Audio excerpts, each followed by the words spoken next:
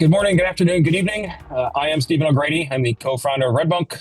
RedMonk, if you are not familiar with us, is a developer-focused industry analyst firm. And we are here today to talk to Rita about a topic that I have some strong feelings on in terms of edge and capabilities and all that. So Rita, can you introduce yourself for us? Sure thing. Hey, everyone. I'm Rita. I'm a senior director of product at Cloudflare. I lead product for our development platform workers as well as our AI initiatives. Okay. So as I said, we're here to talk edge. And a lot of my strong feelings with edge come from the sort of difficulty in defining it, right? So if we go back a decade ago, it wasn't that complicated, right? We had CDNs and CDNs had certain capabilities. We were pushing things, sort of close to users. And that was kind of it. And in the years since, people have picked up that term and used it in lots of different ways, right? So, I will have conversations with sort of various parties, and they'll be talking about a rack sitting on a server in an oil rig in the North Sea. Then I'll talk to somebody else, and it's like, no, my edge is, these IoT sensors in a vineyards field, and we still have the CDN. So, for me, part of the challenge here is when we're talking about edge, kind of what are we talking about? And, so like I said, I won't go down the rat hole. I have my own sort of thoughts and opinions here, but to get to this discussion, when you're talking about edge, how would you define it? What's your sort of working, sort of baseline? You're not the only one with strong feelings on that word. And the interesting thing, I think Cloudflare is probably one of the companies that's most associated with edge. And we're the ones that try to get away from using that term as much as possible, because as you mentioned, it's kind of taken on so many different meanings.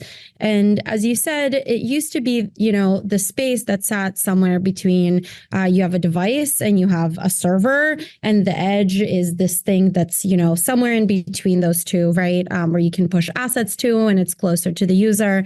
But increasingly, not only has that definition changed in terms of others using it in other ways, but also the capabilities of the edge have changed in such a way that maybe you don't even need that server, or maybe some of the tasks that previously used to take place on the device don't need to happen there anymore because there's more powerful compute nearby.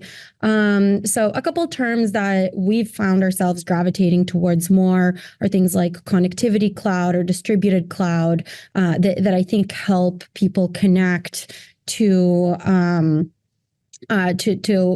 what we do a little bit better. Okay.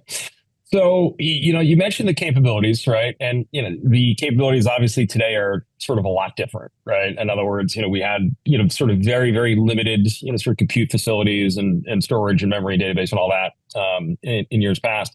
So, when we are today sort of looking at quote unquote sort of edge environments, like, do we need to care, right? If we can do things, today that we couldn't, 5, 10, years ago, however many, is this something we really need to pay attention to? Like when you're talking to customers, users, developers, like, do they need to care, and to what degree, do they, or do they, need to, I don't know, you sort of put any weight or stock in that particular term?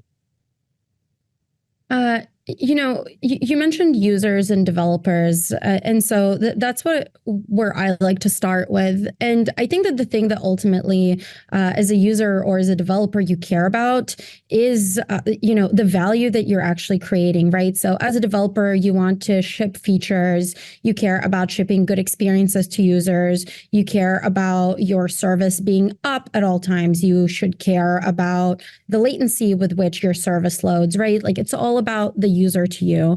And so starting with the edge, and is that the thing that you care about, seems a little bit backwards.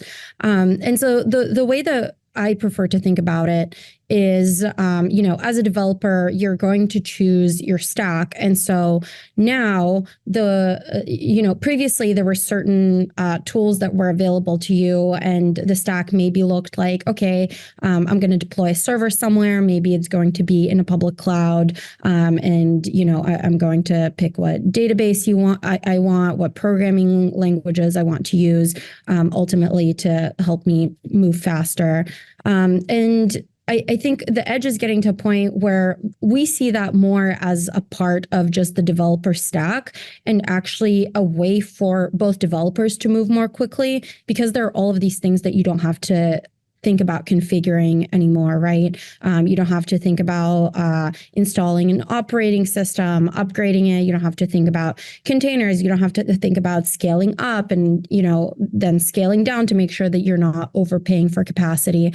And so I think it's kind of more the inverse of instead of thinking about edge, we want to remove all of these things that developers have to think about. And the thing that enables that is being able to deploy things that in a way that runs really close to the user, in a way that's infinitely scalable, in a way that allows you to, have all of those benefits without really slowing down.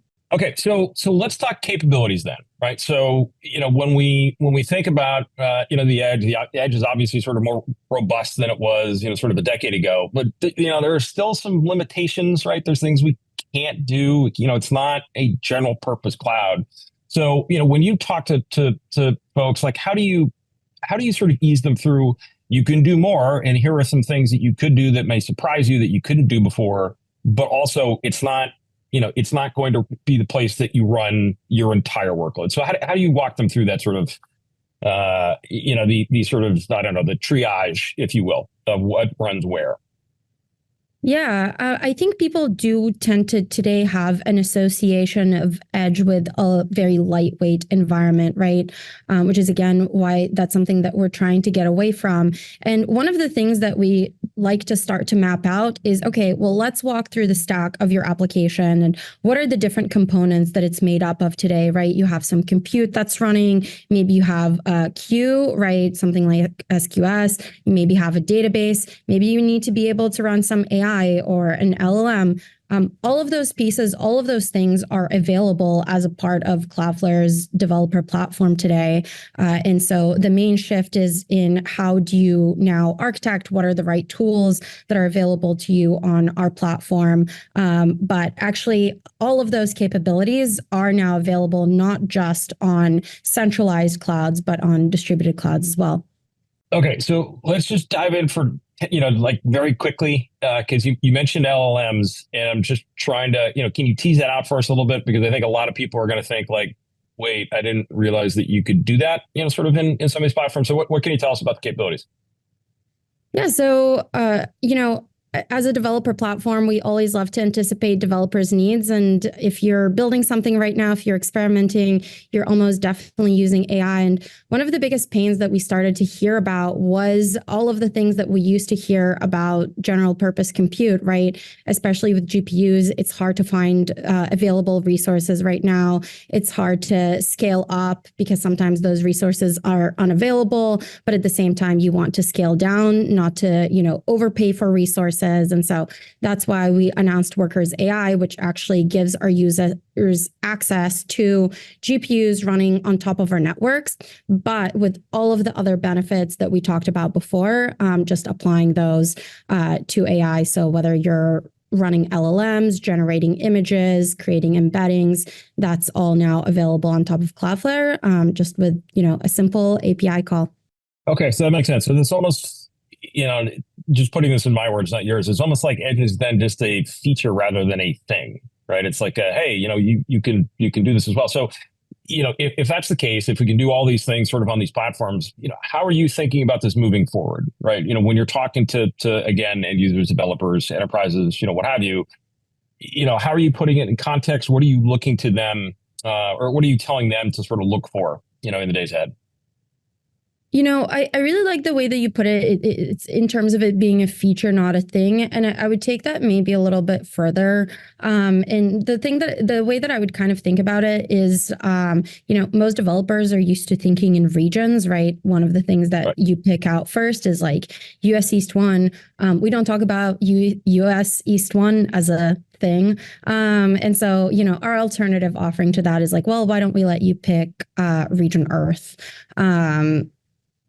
Yeah. Okay. Well, that makes sense. And yeah, I mean, if nothing else, if we can get further away from the term edge, that's a good thing for me. So I'll take it. Anyway, Rita, this has been great. I appreciate you stopping by.